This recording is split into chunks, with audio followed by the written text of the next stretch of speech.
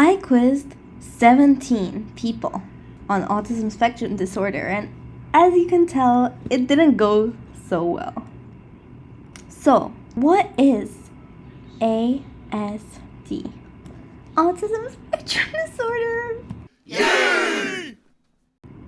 Part 1. Diagnostic criteria, which is listed in the DSM-5 Diagnostic Manual.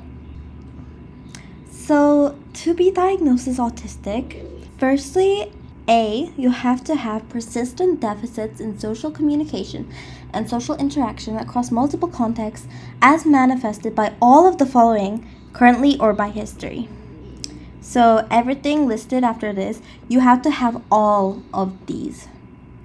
So the first one, deficits in social emotional reciprocity. For example, so you don't have to have all of the examples, but you do have to have deficits in social emotional reciprocity, which can include abnormal social approach, which kind of just refers to like awkward behaviors and ways of socializing, failure of normal back and forth conversation, so like, struggling to keep a conversation going, reduced sharing of interests and emotions, not really sharing as much, seeming a bit more reserved, and failure to initiate or respond to social interactions. For example, when someone calls your name and you don't respond to it, or you don't go up to people and like initiate a conversation.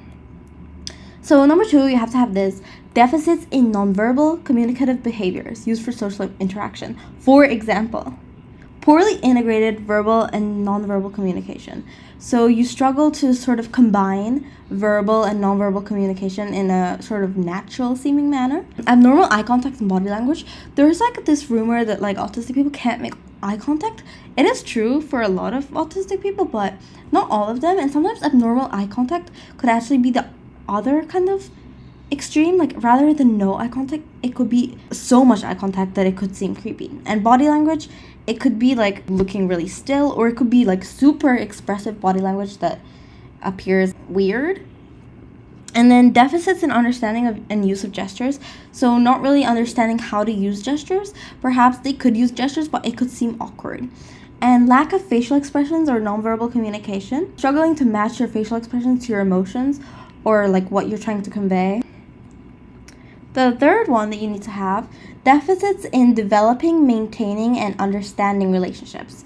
Some examples of how it can manifest can be difficulty adjusting behavior to suit different social contexts.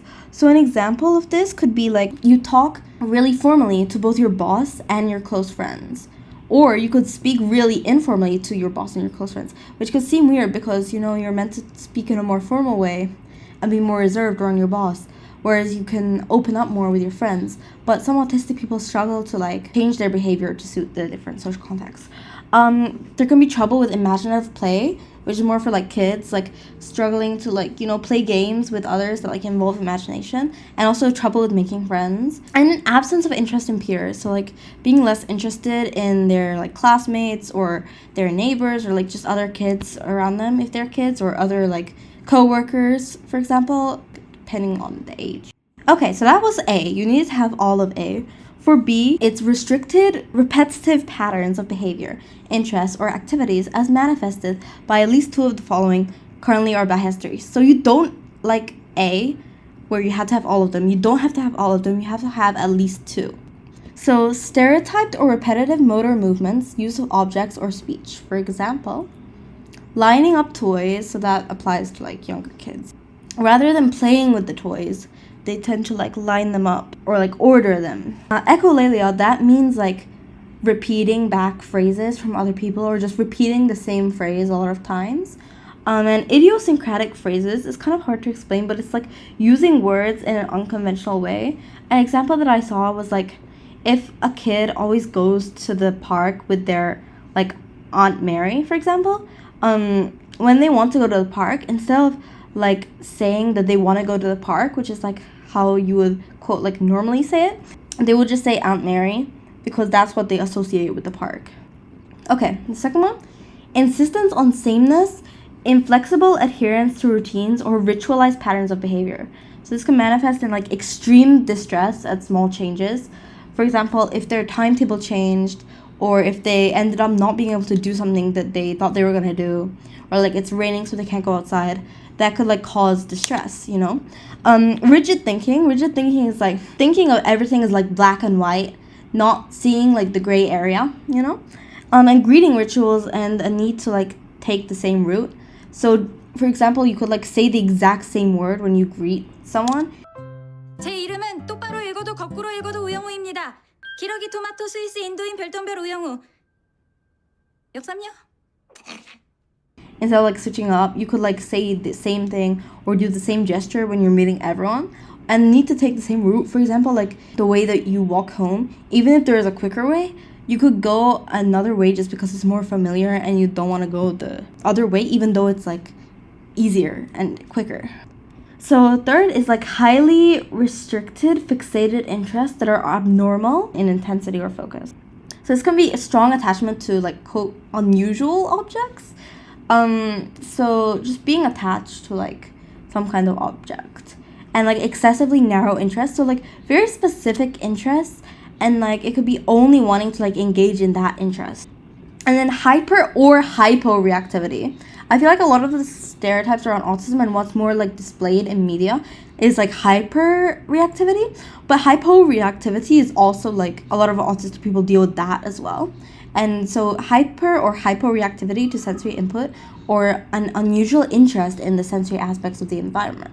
So this can be like apparent indifference to pain and temperature. If they like put their hand under like a hot water, it could not like be painful to them. Adverse response to specific sounds and textures. So it can be like getting overstimulated or feeling really uncomfortable at certain sounds and feeling like certain textures. And also a fascination with lights or spinning objects. Okay, so the ones under B, you have to have at least 2. And then for C, this just states that these symptoms must be present in the early developmental period. This is because autism is a developmental disorder. It's not like, for example, depression, which can come on at any point in life. Autism, you have it since you're born. You have it your whole life, and it can't go away, and it doesn't come on to you, you know? So you have to have had these symptoms in the early developmental period. But it is noted that like they may not become fully manifested until social demands exceed the limited capacities. For example, a lot of autistic people end up being diagnosed when they enter like secondary school or like high school because these demands like get bigger and they struggle to like mask anymore.